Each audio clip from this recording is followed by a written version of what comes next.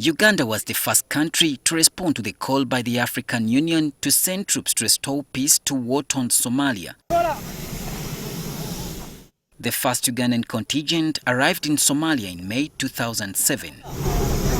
It's 11 years down the road, but the mission initially intended to take only 6 months seems to be going on forever. In August 2017, the United Nations, which is the principal funder of AMISOM, passed a resolution directing AMISOM to withdraw its 22,000 troops from Somalia by 2020. The withdrawal began immediately with 1,000 troops from all the contributing countries' sectors sent back home. However, AMISOM disagrees with the UN resolution. We spoke with Brigadier Brig Lokech, the AMISOM commander of the Ugandan contingent, who confirmed that Uganda is among the contributing countries that have been affected by the troop reduction. The numbers of AMISOM was cut down by 1,000, and this was distributed within all the sectors. Uganda had to withdraw about 270. So we also expect by October, we may have another 1,000 cut down.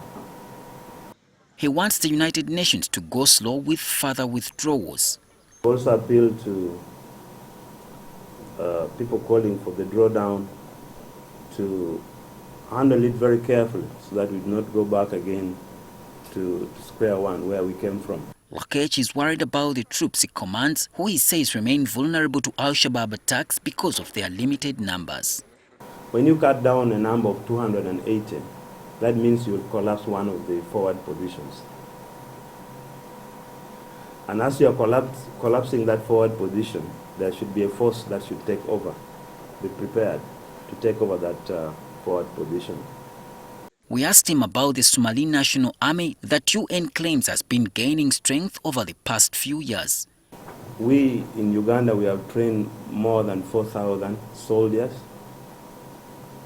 Somali origin. As I talk now, more than 75 are undergoing cadet training in our schools in Uganda. About 54 have just finished their course, cadets course. They are now the first lieutenant, second lieutenants. The brigadier is uncertain of its readiness. You must know that they didn't have an army for quite a long time, and you're trying to build one within a very short time.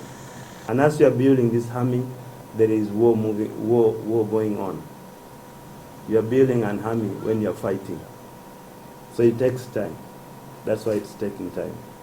Currently, Uganda has about 5,700 troops in Somalia. It is still questionable whether after handing over to them, the Somali National Army will have the capacity to maintain and enhance the security and relative peace created by the AMISOM forces. The uncertainty is increased by reports that some of the Somali troops trained by AMISOM have defected to the enemy. Solomon Kawesa, NTV.